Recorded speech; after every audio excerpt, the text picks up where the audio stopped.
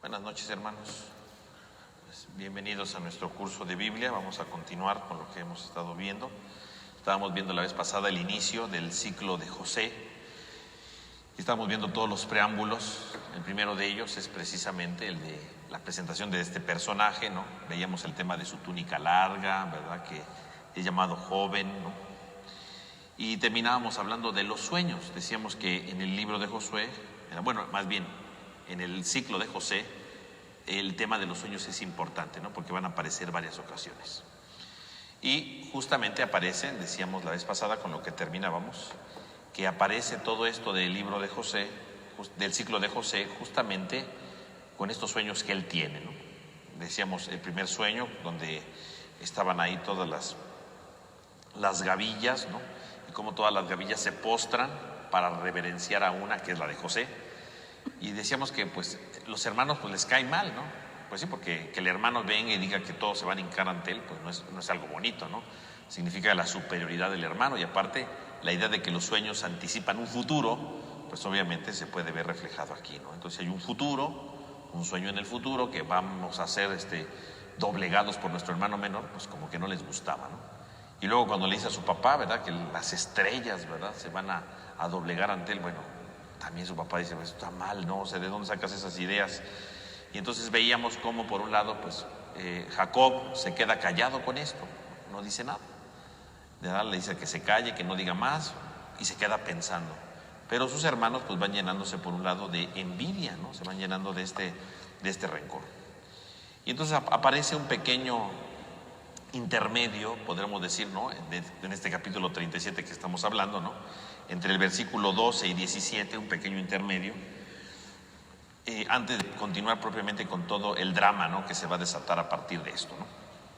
Entonces dice este capítulo 37, ¿no?, del 12 al 17, dice: fueron sus hermanos a apacentar las ovejas de su padre en Siquén.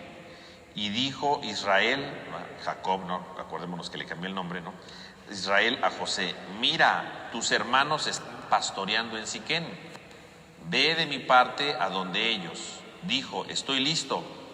Díjole: anda, vete a ver si tus hermanos siguen sin novedad, y lo mismo el ganado, y tráeme las noticias. Lo envió pues desde el valle de Hebrón, y se fue José a Siquén. Se encontró con él un hombre mientras iba desorientado por el campo. El hombre le preguntó: ¿qué buscas? Contestó: estoy buscando a mis hermanos, indícame por favor dónde están pastoreando. El hombre le dijo: partieron de aquí, pues yo los oí decir, vayamos a Dotán. José se fue detrás de sus hermanos y los encontró en Dotán. Entonces es aquello intermedio en el que el padre manda, ¿verdad?, Israel, Jacob, manda a que vayan por allá, ¿verdad?, a buscar a sus hermanos, a ver qué están haciendo. Y bueno, resulta que se pierde, no se desorienta porque no estaban en Siquén. Entonces, primero que nada, ¿qué significa Siquén, no? Porque aquí esto es muy importante, ¿no? ¿Qué significa ir a Siquén? Siquén es un lugar muy importante que se puede ver en los relatos de los patriarcas, ¿verdad?, donde Abraham también hace un altar. Pero curiosamente Siquén, ustedes leen la Biblia, eso no lo analizamos aquí, ¿verdad?, no lo saltamos, pero leen en el capítulo 34, Siquén se convierte en un lugar de odio. Y entonces es ahí donde se hace una matazón, ¿verdad?, de dos de los hermanos, de dos de los hijos, perdón, de Jacob, ¿verdad?, porque han hecho daño a su hermana Dina, ¿no? Y entonces ahí se convierte en un lugar de odio. Por lo tanto, están pastoreando en un lugar de odio, curiosamente, ¿no? Y José lo manda y Jacob manda a José, ¿verdad?, le dice: a ver, ve a ver tus hermanos y dime dónde están, ¿no? Y dile, ¿verdad?, de mi parte, ¿no?, esto. Y lo importante es que vaya a dar, dice: ve a ver si tus hermanos siguen sin novedad, y lo mismo el ganado, y tráeme noticias. Aquí es muy importante porque ve a ver a tus hermanos si siguen sin novedad y dales la paz. Aquí pues se lo salta, ¿no? Pero la idea es que José tiene que llevar un anuncio de paz. Y es muy curioso porque ahí están en Siquén, un lugar donde se ha generado el odio, y José lleva un anuncio de paz. Por lo tanto, José va con un anuncio de paz de parte de su padre a un lugar donde se ha generado el odio. Pero si lo pensamos bien, pues el drama es muy grande, ¿no? Porque precisamente esos personajes sus hermanos están en Siquén, y ellos le tienen odio a su hermano. José se supone que va a llegar con un anuncio de paz, Y resulta ser que sus hermanos están llenos de odio, pero no los encuentra, ¿verdad? Dice que no los encuentra, ¿no? Dice, ¿a dónde están, no? ¿Dónde los puedo encontrar, no? Y entonces un hombre aparece ahí y le dice que se vayan ahora a Dotán, ¿no? Ese hombre misterioso, pues quién sabe quién sea. Algunos autores dicen, a lo mejor es el mismo Dios que lo está encaminando. Bueno, eso es una cosa que ahí está extraña. El chiste es que José se destantea y llega con sus hermanos. Y entonces sí, José ya puede recuperar el rumbo. Y algo que puede llamar la atención aquí, que a lo mejor puede pasar desapercibido a veces, ¿no? En una lectura superficial, es que Jacob manda a su hijo con sus hermanos, pero Jacob nunca más va a regresar. Perdón, José nunca más va a regresar. Mandó a su hijo. En el fondo, irse de su padre, ¿verdad?, para ir a ver a sus hermanos, implica la despedida final, ¿no? Porque José ya no va a regresar con su papá. Después de esto va a venir todo el drama, ¿no? Y lo van a vender y ya no va a regresar con su padre, ¿no? Con su padre. Quiere decir que José, por un lado, es un hombre que busca cumplir la voluntad de su padre, porque hasta eso no los encontró y lo ayudan y él va, ¿no? Él quiere cumplir lo que su padre le dijo, el anuncio de paz. Y entonces vemos cómo José va a encontrarse con sus hermanos y se va a encontrar con sus hermanos definitivamente. Y a partir de este momento ya no hay nada más que decir. A partir de este momento ya no hay otra cosa que realizar. A partir de este momento se termina todo. Es como si José se despidiera definitivamente de su padre. Se despide totalmente. Ya no lo va a volver a ver. Claro, eso lo sabemos nosotros porque ya no sabemos la historia. Pero obviamente, narrativamente está preparando todo, ¿no? Es el final de todo, ¿no? Se va a acabar todo. Y entonces José va a llegar con sus hermanos, ¿no? Entonces vamos a leer este pasaje, ¿no? Donde va a llegar con sus hermanos. Entonces, a partir del versículo 18, ¿no? Dice,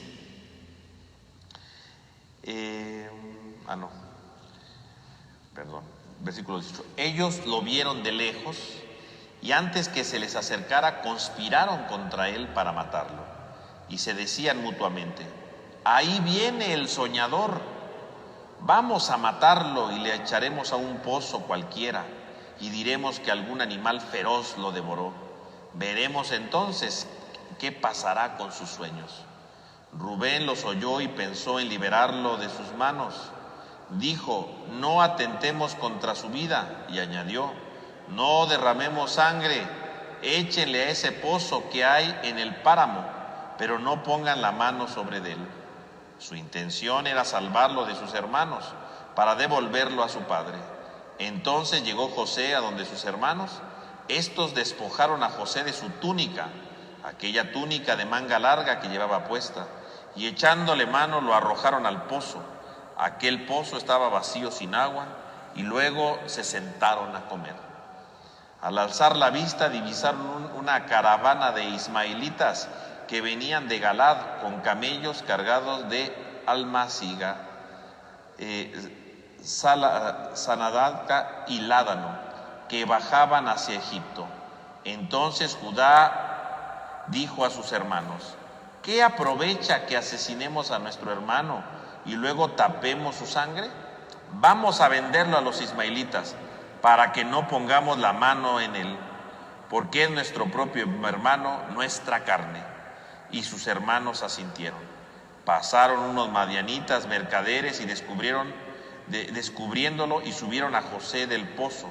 Vendieron a José por 20 piezas de plata a los ismaelitas que se llevaron a José a Egipto. Al volver Rubén al pozo resultó que José no estaba en él. Rasgó sus vestiduras y volviéndose a donde estaban sus hermanos les dijo, ¿y el niño no aparece? ¿Y yo qué hago? Entonces tomaron la túnica de José, degollaron un cabrito, tiñeron la túnica en sangre y enviaron la túnica de manga larga, haciéndola llegar hasta su padre con este recado. Esto hemos encontrado, examina si se trata de la túnica de tu hijo o no. Él la examinó y dijo, es la túnica de mi hijo. Algún animal feroz lo ha devorado. José ha sido despedazado. Jacob desgarró sus vestiduras, se echó un sayal a la cintura e hizo duelo por su hijo durante muchos días. Todos sus hijos e hijas acudieron a consolarle, pero él rehusaba consolarse y decía, voy a bajar en duelo al Sheol, donde está mi hijo. Y su padre le lloraba. Por su parte, los madianitas llegados a Egipto lo vendieron a Putifar, eunuco del faraón y capitán de los guardias. Bueno, entonces ahí está el capítulo 37, todo el capítulo. Entonces vemos todo el drama final, ¿no? Entonces la vez pasada analizábamos todo los preámbulos, entonces ahora viene todo el drama aquí. Entonces José pues va muy contento a ver a sus hermanos, ¿verdad? Y en cuanto lo ven que ya se acerca, dicen, vamos a matarlo. O sea, quiere decir que literalmente ya no querían a José, ya lo detestaban, obviamente estaban lejos de su padre, no había más testigos, estaban solamente los hermanos, y los 10 hermanos que estaban ahí deciden matar a José. Empiezan a sacar todo su odio, ¿no? Y fíjense cómo le llaman, ¿no? Dice, ahí viene el soñador, ¿no? O sea, que ya hasta tenía su apodo, ¿verdad? El soñador. Que literalmente, más que soñador, ¿verdad? Así lo traducen en español, el soñador. Pero literalmente diría el señor de los sueños, ¿no? El señor de los sueños. Así lo pone, ¿no? La palabra Baal, ¿no? El señor de los sueños. ¿Y esto qué quiere decir que le llamen el señor de los sueños? Porque a veces la palabra soñador, pues, puede tener varias perspectivas, pero en realidad es el señor de los sueños. El señor de los sueños significa el que domina los sueños, o bien el que se cree señor, ¿no? Se cree dueño de todos porque tiene sueños, ¿no? Entonces esta idea de el soñador o el señor de los sueños está haciendo referencia precisamente, sí, a José, pero como aquel que es capaz de tener sueños para dominar a sus hermanos. O sea, lo que les duele a sus hermanos, por un lado, sí es la preferencia de Jacob, pero ahora lo que les duele pues es la soberbia de José, ¿no? Que tuvo sueños en donde él va a ser superior a todos. Entonces, pues obviamente pues José no lo quería, ¿no? Ya lo detestaba, ¿no? Y por eso deciden matarlo, ¿no? Deciden matarlo, ya no quieren saber nada. Única, ¿no? En el fondo es ese, ¿no? Es el signo de decir, ya no lo aguantamos, ¿no? Tú eres el favorito. Esclavos de José, ¿no? Eso también es. Entonces hay que verlo desde estos dos puntos de vista. No solamente digamos, lo mataron porque ya no lo querían porque era el favorito. Ese es un nivel, claro. Pero también lo mataron porque ellos tenían miedo que se cumplieran los sueños de José. Y entonces, aparte de que no lo quieren porque es el favorito, ellos van a terminar arrodillándose. No, eso sí no querían. Mejor vamos a matarlo, ¿no? Vamos a matarlo. Y fíjense cómo de inmediato empiezan a inventar. Sí, vamos a matarlo, lo vamos a echar en una cisterna, en un pozo, ¿verdad? Y vamos a decir que un animal, una bestia feroz, se lo devoró. Si se reflexiona bien el texto, eso que digan que un animal feroz lo devoró. Porque por un lado sí, pues es una excusa lógica, ¿no? Un animal se lo comió y bueno, pues ni modo. Porque obviamente su papá lo mandó solo, ¿verdad? Y por mandarlo solo, nadie lo estaba cuidando, bueno, pues apareció un animal y se lo comió, ¿no? Pero curiosamente dicen una bestia feroz. Y una bestia feroz es la misma expresión que aparece en el capítulo 4 del Génesis, ¿no? Cuando Caín mata a Abel, ¿no? Cuando Caín mata a Abel, ¿verdad? Bueno, antes de que lo mate más bien, ¿no? Cuando tiene coraje, ¿no? Porque Dios escogió la ofrenda de Abel y no la de Caín. Y Dios le dice, ¿por qué andas mirando al suelo, verdad? ¿No ves que el pecado anda como fiera feroz amenazándote? El Génesis 4 le presenta a Caín el pecado como una fiera que tiene en su interior, amenazando con devorarlo. Así decía el Génesis 4, ¿no? Si no, léalo usted de tarea, ¿verdad? Y vea cómo el pecado es definido como una fiera que llevamos dentro, que si no la controlamos, podemos devorar al otro. Caín no contuvo la fiera y mató a su hermano. Y es lo mismo si se dan cuenta. Vamos a decir que una fiera feroz se lo comió. En el fondo, ¿quién es la fiera? La fiera son ellos mismos, ¿no?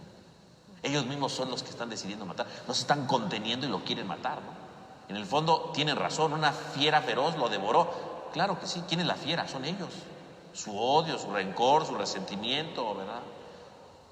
Y su soberbia, es esa fiera que los está haciendo matar a su hermano. Bueno, no lo van a matar, ¿verdad? Pero que lo quieren matar, ¿no? Lo quieren matar. Ahí está, ¿no? Vamos a culparlo, ¿no? Vamos a culpar, ¿verdad? Una fiera, cuando la fiera son ellos, ¿no? Esto es muy importante, ¿no? Porque nos regresa, estamos terminando ya el libro del Génesis, es el último episodio, ¿verdad? El ciclo de toda la historia de José es la conclusión de todo. Y justamente ahora, ¿verdad? Nos regresamos al inicio del problema de los hermanos, ¿no? La fiera feroz que no contuvo Caín y mató a Abel, ahora la fiera feroz que quieren culpar, ¿verdad? Para que maten a su hermano José, ¿no? Dice, y lo vamos a echar al pozo. Echarlo al pozo, ¿qué significa? Pues echarlo al pozo es una figura de la muerte también, ¿no? Porque ellos querían echarlo al pozo al muerto, ¿no? O sea, y de hecho no lo matan, pero sí lo echan al pozo. Es una figura de sepultura, ¿no? Como si hubieran cavado y queda ahí enterrado. Es la imagen de la muerte, o sea, literalmente lo están matando, ¿no? De alguna manera, psicológicamente podemos decir, lo están matando, ¿no? Y algo que también es importante, ¿verdad? Cuando uno lee todo este pasaje, es que generalmente todo el texto, cuando empieza a hablar de aquí, no dice, ¿verdad?, los hermanos de José, dice sus hermanos, sus hermanos. Se refiere siempre a los hermanos de José diciendo sus hermanos, haciendo ver que José tiene hermanos, pero que sus hermanos ya no lo reconocen como tal. Ya no hay fraternidad con ellos. José queda desmarcado de él, no lo reconocen como su hermano. Y es entonces el mismo autor el que está diciendo, son sus hermanos, son sus hermanos, ojo, pero ellos ya no lo sienten como su hermano, ¿no? Y lo vamos a ver ahorita, ¿no? Cuando el mismo texto nos hace ver que ya no lo consideran su hermano. Y el texto insiste, son sus hermanos, pero son ellos los que no quieren sentirse hermanos de José. Es el problema de la fraternidad de la que habíamos hablado, ¿no? Ahí está todo. Y entonces cuando están decididos a matarlo, aparece Rubén, que es el primogénito, ¿no? Y entonces cuando los escucha dice, a ver, no, miren, ¿qué les parece si mejor nada más lo echamos en el pozo, pero no derramemos sangre, no derramemos sangre? Vamos a echarlo en el pozo y ya, y no sé, que se muera, ¿no? A ver qué le pasa, pero ya, dejemos de dejarlo ahí. Y dice el autor, ¿verdad? Pero él quería salvarlo. Dice que de los 10, por lo menos de entrada hay uno que lo quiere salvar, ¿no? Que es Rubén, ¿no? Y dice, a ver, calma, a ver, vamos a tratar de hacer eso, ¿no? O sea, en el fondo, Rubén, como es el primogénito, se siente responsable de lo que le pasa a su hermano menor, ¿no? Es casi el menor, ¿no? El último es Benjamín, ¿no? Pero está más chiquito todavía, pero José es el menor de ellos. Y él se siente, ¿no?, responsable de lo que pase. Por eso dice, no hay que matarlo.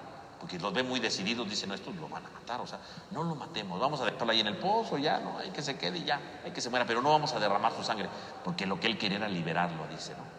Qué curioso, ¿no? Mientras que los otros 9 hermanos, ¿verdad?, quieren matarlo, ¿no? La fiera, ¿verdad?, que sale, ¿no?, para matar, ¿no?, como Caín. Y Caín, ¿qué dijo cuando Dios, ¿verdad?, recordemos el pasaje de Caín, ¿no?, cuando le dice, ¿dónde está tu hermano? ¿Y qué dice Caín? ¿Acaso soy yo el guardián de mi hermano? Y curiosamente Rubén sí es el guardián de su hermano, porque no quiere que lo mate. Entonces Rubén pone ahí un alto a la violencia y dice, a ver, no vamos a matarlo. Él se cree guardián de su hermano, claramente, y por supuesto quiere devolvérselo a su padre, ¿no? O sea, no quiere que sufra. Él es el primogénito, él es el responsable de todo, él sabe que ese es el responsable. Si sus hermanos lo matan, el responsable también es él. Él no puede cargar con esa culpa, y entonces no quiere matarlo. Y entonces vemos que José llega muy contento, ¿verdad?, según a traer un anuncio de paz. Y en cuanto lo ven, ¿verdad?, lo agarran y le quitan la túnica, ¿no? Esa túnica que decíamos es para ellos el símbolo de su odio, ¿no? Porque la túnica, recordemos que una túnica, la ropa en la Biblia representa la identidad de alguien, ¿no? Decíamos la vez pasada que esta túnica es de manga larga porque es como si fuera una túnica de un príncipe, ¿no? Porque el papá trata, ¿verdad?, a José como un príncipe, lo trata como lo máximo, como lo perfecto, ¿verdad?, como lo extraordinario, lo ve como lo máximo. Quitarle la túnica es quitarle su personalidad, como diciendo, tú no vas a ser más el favorito de nuestro padre, ¿no? Tú ya no vas a ser más el consentido, ¿no? Tú eres un soñador y todo se termina aquí, ¿no? Le quitan la túnica, ¿no? O sea, finalmente le quitan esa túnica por un lado porque es lo que más detestan de él, esa túnica, porque esa túnica lo hace diferente a los demás, ¿no? Lo que decíamos la vez pasada, esa túnica, pues sí, hacía cosas José, pero no hacía todo el trabajo que sus hermanos, porque el mismo hecho de tener la manga larga significa que no podía trabajar igual, ¿no? No hacía tanto. Y aparte lo diferencia de los demás, lo hace ver como el consentido, ¿no? Y no puede permitirlo, ¿no? Entonces quitarle esa túnica es decirle, tú ya no eres nadie ante nuestro Padre, tú ya no vas a ser el favorito, se acabó todo. Es momento que cambies, ¿no? No vas a ser ya ese. Y entonces le quitan la túnica, primero que nada, porque están enojados, y luego lo echan a la cisterna, ¿no?, al pozo, en señal de la muerte, como si lo estuvieran sepultando, ¿no? Para sus hermanos, José en ese momento está muerto. No lo mataron, pero lo avientan ahí al pozo, ¿no? Pues ahí se va a quedar, ahí se va a morir, ¿no? Pero para ellos es como si lo hubieran sepultado, ¿no?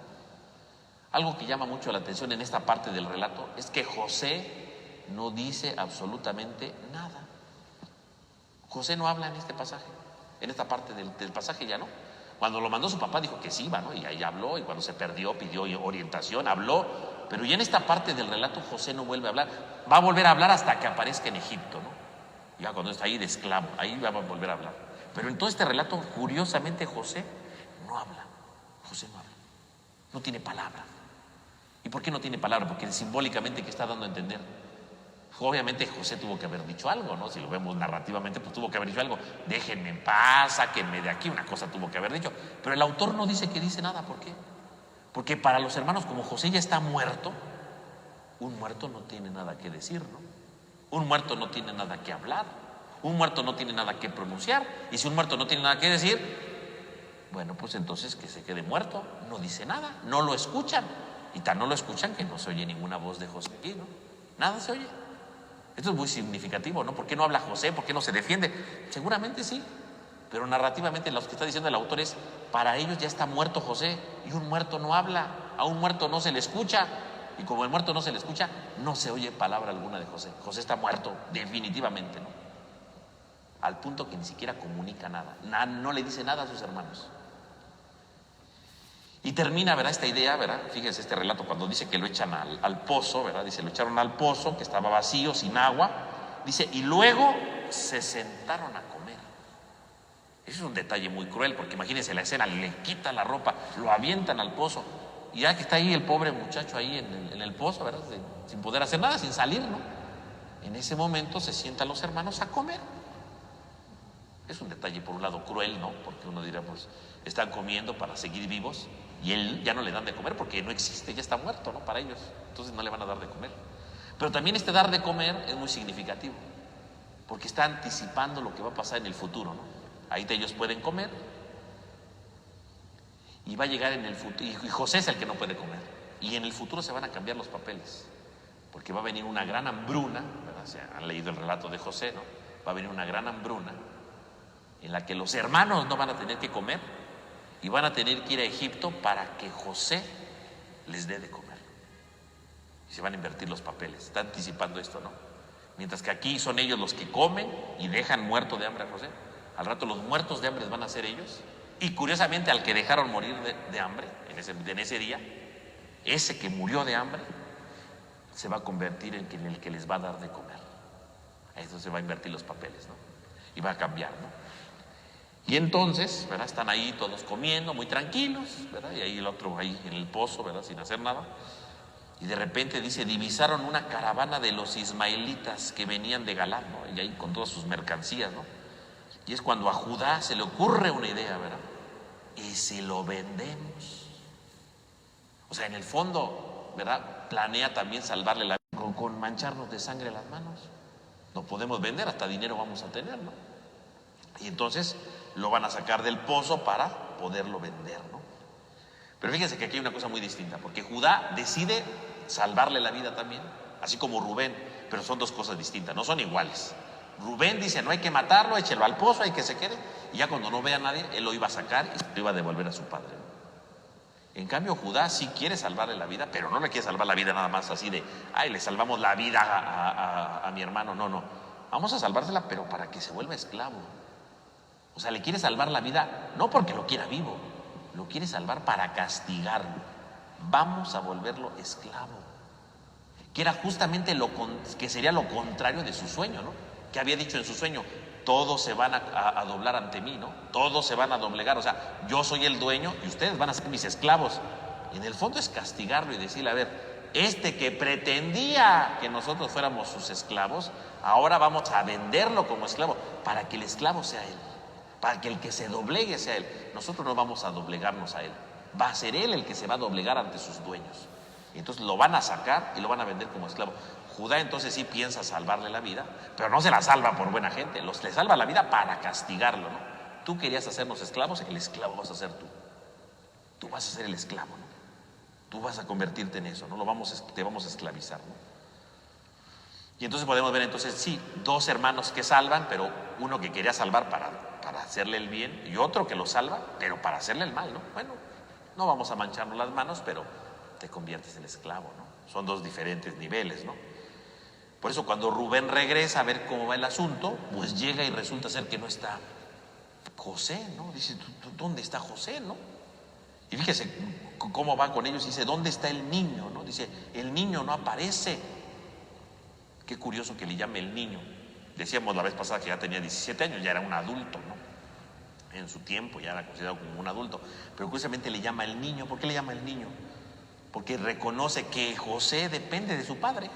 Aunque ya está grande, depende de su padre, ¿no? Es como un niño. Tiene una dependencia total hacia su padre, una dependencia plena hacia su padre. Por eso dice, el niño no aparece. Y dice, ¿y qué hago ahora? Yo, o sea, ¿qué voy a hacer ahora? O sea, como diciendo, Rubén, yo quería salvarlo, y ahora resulta que ya no está el niño. ¿En dónde está? ¿Qué voy a hacer? O sea, todo se me vino para abajo. Quiere decir que Rubén no entiende su vida sin José, porque ahora no sabe qué va a hacer Rubén, cómo va a presentarse a su padre si José ya no está. ¿Qué va a pasar? ¿Dónde está? Y bueno, pues ya lo habían vendido, ¿no? Y entonces después de esta escena, después del drama de Rubén, de no saber qué va a hacer, entonces viene, ¿verdad?, la escena final, ¿no?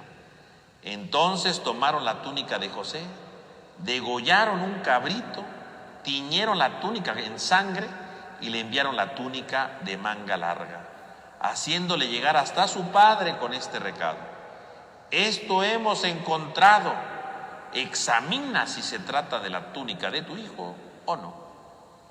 Qué curioso, no llegan los hijos con la túnica, se la mandan, porque no quiere ver a su padre.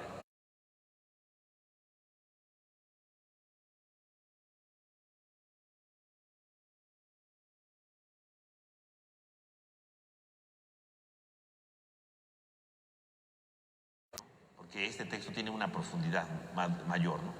No solamente se están vengando de su hermano José, se están vengando también de su papá por haber sido su favorito. Por eso ni siquiera van ellos a decirle, mira papá, lo que pasó. No, fíjense que ellos no van y dicen, se murió nuestro hermano. No. Nos encontramos la túnica, a ver si es de tu hijo. Pero y se la mandan, ni siquiera van ellos. Es una manera de hacerle ver a su papá como diciendo, mira lo que pasó. La túnica con la que tú lo favorecías, con la que tú lo distinguías de nosotros, mira, ve a ver si es de tu hijo. Y fíjese qué curioso, le dice, la túnica de tu hijo. Qué curioso que no dice la túnica de nuestro hermano, de tu hijo. O sea, es tu hijo, no tiene nada que ver con nosotros, ¿no? Por eso el texto insiste, son los hermanos de José. Ellos ya no lo consideran hermano, tan no lo consideran hermano que dicen, ve si es la túnica de tu hijo, del tuyo. De nosotros no es nada este muchacho, ¿eh? No nos importa, tan no nos importa que ni siquiera te fuimos a ver. Es un desconocido para nosotros. Fíjese cómo se puede ver aquí entonces el total desprecio a José, decir que ya no es su hermano, ¿no? Ni le manda la túnica. Y ahora, aquí hay otro punto más. Fíjese qué interesante. Si ustedes recuerdan la vida de José, de Jacob, ¿no? Cuando robó la primogenitura, ¿cómo engañó a su papá? Lo engañó poniéndose unas pieles, ¿se acuerdan? Que porque él era lampiño y su hermano era velludo, se puso la ropa de su hermano para oler como su hermano, ¿no? Porque su papá era ciego, y le cocinó un guisado de cabrito. Y qué curioso que ahora le llevan la ropa de su hijo ensangrentada con lo que sucedió del cabrito. Entonces, el cabrito y una ropa. Jacob está pagando todo lo que hizo. Y así como engañó a su papá, que era ciego, ¿verdad?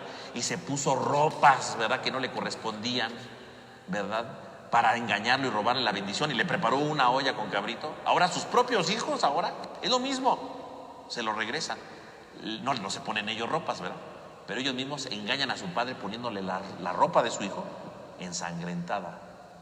Y así como Isaac tocó la ropa y las pieles, ¿verdad?, peludas, ¿verdad?, para que se confundiera, ahora él toca la túnica ensangrentada de su hijo, pensando que su hijo se murió. Es lo mismo. Todo lo que hizo Jacob se regresa, ¿no? Todos los engaños que hizo se le regresa. Y así como él engañó con un vestido y con un cabrito, ahora a su padre. Es lo mismo, se le regresa todo. Jacob creyó que Isaac creyó que realmente era su hijo Esaú, por lo que estaba tocando y oliendo. Y ahora Jacob toca la ropa de su hijo, que cree que está muerto, que no está muerto, pero cree que está muerto.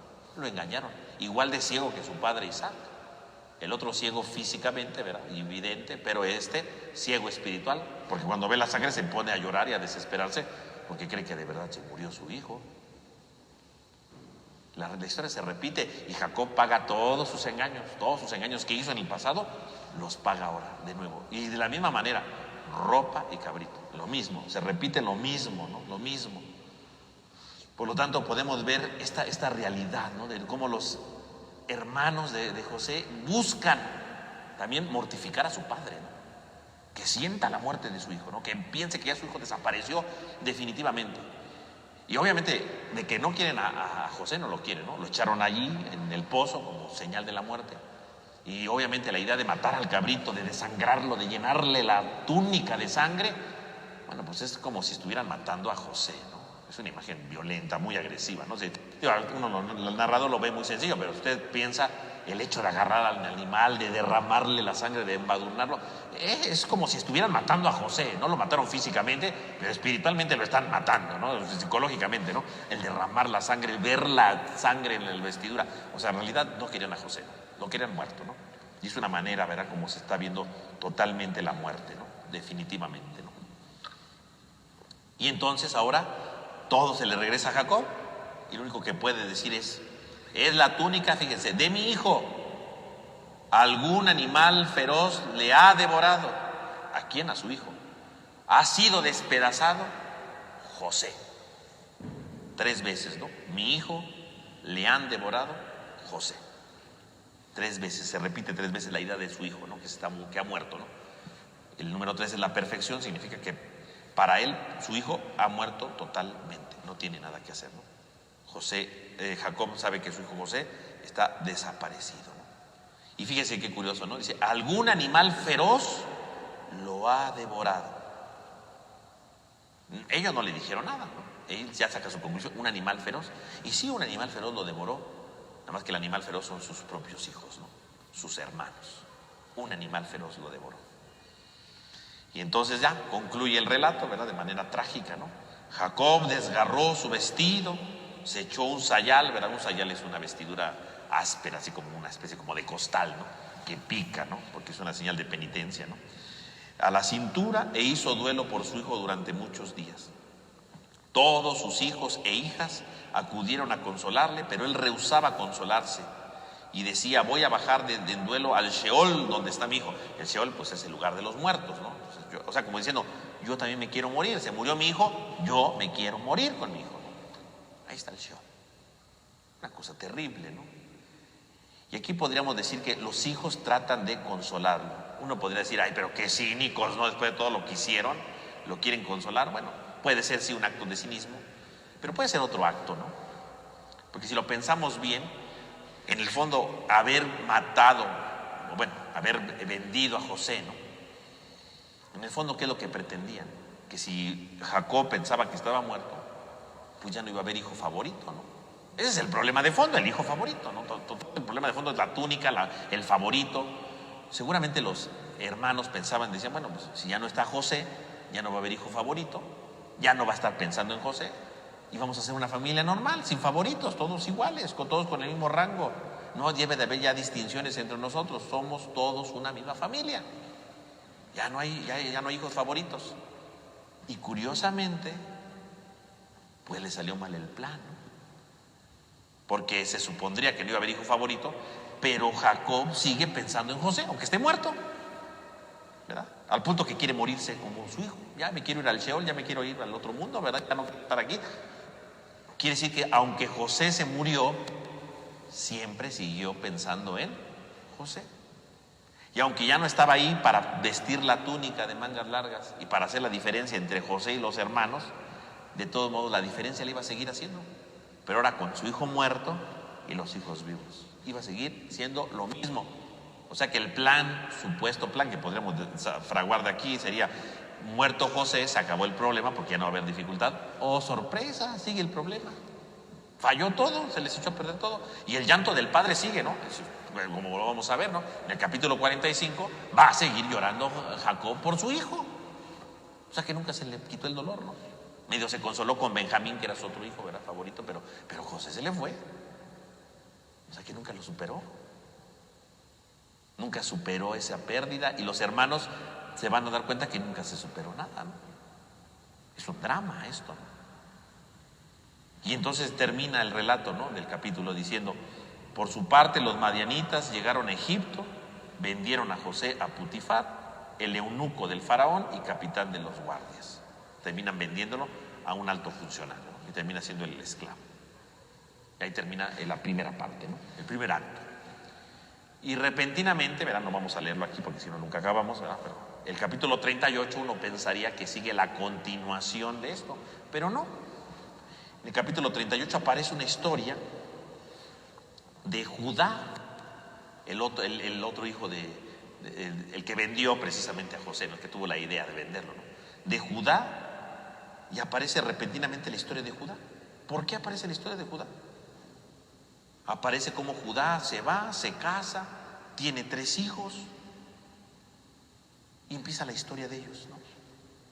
Todo el capítulo 38 es como un paréntesis de toda la historia, ¿verdad? Tiene 3 hijos, el mayor se casa con una mujer llamada Tamar, pero se muere el hijo sin dejar descendencia, entonces hace que su otro hijo se case, ¿no?, tampoco da descendencia, y pues se supondría, según la ley de aquellos tiempos, ¿verdad?, si no hay descendencia, se tiene que casarle el hermano, ¿no? Pero el primero, bueno, se murió el hijo, no hubo descendencia, se casó el segundo. El segundo no dejó descendencia, bueno, se supondría que el tercer hijo se tendría que casar con Tamar, pero pues dijo, pues todos los que se casan con esta se mueren, entonces dijo, mejor que no se case. Se hizo de la vista gorda y no le dio a su tercer hijo, ¿no? Y entonces, bueno, viene toda una historia rarísima ahí, ¿verdad?, donde Tamar se disfraza, ¿verdad?, y hace, ¿verdad?, que quede embarazada del mismo Judá, ¿no?, de su suegro, ¿no?, quede embarazada de su suegro. Y de ahí salen 2 hijos que van a ser después los representantes de 2 tribus de Israel, ¿no?, de 2 de las tribus de Israel. O sea que este es un relato extraño que por un lado trata de decirnos que Judá es precisamente el que va a ser el sucesor fiel de la descendencia de Jacob. El sucesor es Judá. Eso es un pasaje entonces intermedio solamente para explicar 2 cosas. Uno, de un relato medio inmoral, si ustedes quieren, ¿no?, porque eso de que el suegro se mete con la nuera y bueno, de ahí salen los hijos y van a ser las tribus, uno dirá, esto está lleno de inmoralidad. Bueno, como una vez lo decimos, lo habíamos dicho, para la tradición ya vista, la moral les viene valiendo, ¿no? Entonces, usted no vea la parte moral aquí. No estoy diciendo que sea bueno lo que hicieron, no está bien, pero no le importa al autor. Lo que le importa al autor son 2 cosas. Uno, marcar que la sucesión de Jacob va a venir del lado de Judá, que Judá es el heredero legítimo o el principal de todos, y que los hijos que tuvo con Tamar son parte de las tribus de Israel. Son 2 tribus que se van a añadir a todo el conjunto posteriormente, ¿no? Entonces ahí va a marcar eso. Entonces es un relato raro, sí, pero te pretende 2 cosas. Uno, marcarnos quién es el sucesor de Jacob. O sea, antes de que nos narre toda la historia de José, hace este paréntesis el autor y dice, sí, vamos a seguir con la historia de Jacob, pero ojo, el sucesor es Judá. Y Judá va a tener otros 2 hijos que van a ser tribus también importantes dentro de todo el plan de Dios, ¿no? Entonces es un preludio, un anticipo de todo esto, ¿no? Entonces es una cosa muy rara, ¿verdad? Pero bueno, ahí queda, ¿no? Entonces finalmente es como un pequeño párrafo, y en el fondo si José va a llevar toda la historia, en el fondo José va a ser parte de eso, ¿no?, de ese pueblo fundado por Judá. Incluso si ustedes leen después la genealogía de Jesús en el Evangelio de San Mateo, ¿no?, en el capítulo 1, cuando empieza el Evangelio, la genealogía, ¿a quién cita como antepasado de Jesús? A Judá y a Tamar, ¿no?, y por supuesto al primer hijo, al primogénito de ellos, ¿no? Curiosamente es ella, curiosamente no es la esposa de Judá la que va a traer la descendencia de la tribu, sino la de la supuesta prostituta, que era su nuera, ¿no? Esos son los hijos de la promesa. Y Jesús va a ser descendiente de esos hijos, ¿no?, dice el Evangelio de Mateo. O sea que Dios siempre escoge al que menos imagina uno, ¿no? Y va a escoger justamente a los hijos que tiene con su nuera, ¿no? Es una historia que viene detrás, que podríamos analizar muchas cosas detrás, pero no lo vamos a hacer porque si no, nunca acabamos nuestro curso, que es más sencillo aquí, ¿no? Entonces, pero viene este paréntesis, ¿no? Entonces ya, aclarado esta pequeña historia, ¿verdad?, que trata de explicar ciertos elementos de la vida del pueblo de Israel, de sus antepasados, se regresa en el capítulo 39 con José, ¿no? Entonces regresa con José Entonces vamos a empezar a leer aquí la historia. Y entonces dice, capítulo 39. José fue bajado a Egipto y lo compró un egipcio, Putifar, eunuco del faraón y jefe de los guardias. Lo compró a los ismaelitas que lo habían bajado allá, ¿no? Entonces lo compra este hombre, ¿verdad?, de alto mando, ¿no? Lo manda a comprar él. Y dice, Yahvé asistió a José, que llegó a ser un hombre afortunado mientras estaba en la casa de su señor egipcio. Este echó de ver que Yahvé estaba con él y que Yahvé hacía prosperar todas sus empresas. José ganó su favor y entró a su servicio, y su señor lo puso al frente de su casa y de todo lo que tenía, y se lo confió. Desde entonces le encargó de toda su casa y de todo lo que tenía. Y Yahvé bendijo la casa del egipcio en atención a José, extendiendo la bendición de Yahvé a todo cuanto tenía en la casa y en el campo. Él mismo dejó todo lo suyo en manos de José, y con él ya no se ocupó personalmente de nada más que del pan que comía. José era apuesto y de buena presencia. Entonces ahí tenemos la historia de José, que fue de esclavo, pero no le va tan mal en la vida, ¿verdad? Uno dirá, se fue de esclavo, va a sufrir. Pues no le fue tan mal porque lo compró un hombre alto, ¿verdad?, del faraón, y descubrió que José era bueno, que servía, ¿no? Hasta lo va subiendo de nivel José. O sea que en el fondo sus sueños se está haciendo realidad, ¿no? De que él iba a estar encima. Bueno, pues va viento en popa al principio, ¿no? Y dice que Dios estaba con él. Decíamos la semana pasada, ¿se acuerdan? Decíamos la semana pasada que en este relato de José hay un dato curioso. Mientras que en los otros relatos Dios siempre habla con los personajes, ¿no? Habla con Abraham, habla con Jacob, no habla con José. Pero aunque no habla con José, el autor dice, Yahvé estaba con él. O sea, Dios no lo ha dejado. Sus hermanos lo habrán vendido, pero Dios no lo deja. Aunque no hable con él, pero Dios está con él. Dios está conduciendo esa historia. Y dice Dios que le estaba llenando de bendiciones, ¿no? Y cuando Putifar ve que este hombre trae bendiciones, lo pone en un puesto más alto y dice, bendijo toda la casa de este hombre, ¿no?, de Putifar, a sus campos y a todo. Qué curioso, si ustedes se dan cuenta, se está repitiendo la historia de Abraham. Abraham, ¿qué hizo? Abraham dejó su padre, su tierra, todo, ¿verdad? ¿Se acuerdan el capítulo 12? Y le dice Dios, deja todo y tú te convertirás en bendición para todos. Ahora eso que Dios le había dicho a Abraham se cumple en José.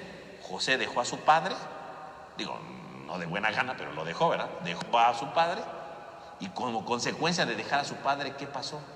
Empezó a hacer bendición para los demás. Empezó a ser un signo de bendición. Quiere decir que aquella promesa de Abraham se está cumpliendo ahorita en José, que al dejar a su padre, él se convierte en un signo de bendición. Y lo que hubiera podido parecer una maldición, que era lo que esperaban sus hermanos, ¿no? Vamos a venderlo, ¿verdad?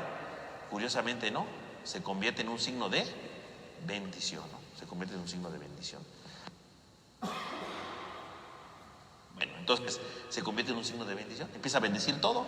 Y dice, de tal manera que ya no se hacía cargo de nada, solamente del pan que comía, ¿no? O sea, ya no se hacía cargo absolutamente de nada, solamente del pan que comía. O sea, quiere decir que José era el segundo al mando ahí con este señor, ¿no? Hacía lo que quería, vivía como quería, o sea, hacía todo. Y dice curiosamente, y José era apuesto y de buena presencia. ¿Por qué José era apuesto y de buena presencia? No es que aquí esté echándole flores a José, como diciendo, ay, ¿verdad? Este chamaco que lo vendieron de esclavo se puso re guapo. No es para eso. ¿Para qué está diciendo que era apuesto y de buena presencia? Porque el que está con Dios es hermoso. O sea, independientemente del físico, estamos hablando aquí de algo espiritual, ¿no? Las personas que están cerca de Dios, las personas que se dejan guiar por Dios, las personas que están desde los criterios de Dios, son apuestos y de buena presencia. De buena presencia, o sea, transmiten algo distinto, ¿no? Esa es la belleza que uno transmite porque está con Dios. Esa belleza se da en la bendición de los bienes, y esa belleza se da en su persona. Él es de buena presencia y apuesto, o sea, no quiere decir nomás que era muy guapo. O sea, no, está dando a entender precisamente que estar cerca de Dios lo convierte en alguien bello, ¿no? En alguien apuesto, en alguien hermoso. En el fondo, el que está cerca de Dios es alguien bello. No bello físicamente, a lo mejor uno puede decir, ay, qué horrible, pero a lo mejor sí es bello porque transmite una belleza distinta, ¿no? Uno dice, mira, es distinto, me siento diferente con esa persona, transmite algo. Ah, esa es la belleza de que habla, ¿no? La belleza. Entonces uno podría decir, bueno, pues a José le fue re bien, ¿no? Porque uno lo vendieron de esclavo y pues sí, sigue siendo esclavo, ¿no? No es que sea libre, pero aunque es esclavo, pues está logrando grandes cosas, está escalando, ¿no? Lo que había dicho en sus sueños se está cumpliendo. Y se está cumpliendo porque Dios está con él. Uno diría, bueno, pues va viento en popa el asunto, pero no. Porque si seguimos leyendo el relato, ¿verdad? Justamente este ser apuesto, este ser de buena presencia, esta belleza de estar con Dios, le va a traer problemas, ¿no? Porque entonces en lugar de descubrir la gracia de Dios ahí, uno puede descubrir otro tipo de cosas, ¿no? Y entonces dice, ¿no? El versículo 7, tiempo más tarde sucedió que la mujer de su señor se fijó en José y le dijo, acuéstate conmigo. Y entonces aquello que había sido algo bello, porque estaba cerca de Dios, se convierte en un motivo de pecado, no para José, sino para la esposa de Putifar. Y entonces todo que parecía vivir muy bien, pues van a entrar los problemas, porque entonces ahora tiene que enfrentarse a esta mujer que ahora quiere estar con él. Y entonces, ¿qué puede hacer José ante esa realidad, no? Esta mujer que ahora se le empieza a insinuar diciendo, acuéstate conmigo, quiero que estés conmigo. ¿Qué puede hacer José? Bueno, pues lo veremos la otra semana, ¿verdad? Porque ya terminó ahorita el tiempo. Y lo veremos la otra semana para ver qué va a suceder con José y con esta mujer. Entonces vamos a terminar con una oración. En el nombre del Padre, del Hijo, del Espíritu Santo. Amén. Amén. Te damos gracias, Señor, porque nos has reunido en esta noche. Te pedimos por todos nosotros para que nos ayudes a reconocer que a pesar de las dificultades que pudiéramos vivir en nuestra vida, estamos llamados también a contar con tu providencia como José y a dejar que también las cosas vayan transformándose poco a poco en nuestra vida. Ayúdanos a descubrir tus signos providenciales y a ir transformando totalmente nuestra vida. Te lo pedimos a ti que vives y reinas por los siglos de los siglos. Amén. En el nombre del Padre, del Hijo, del Espíritu Santo. Amén. Amén.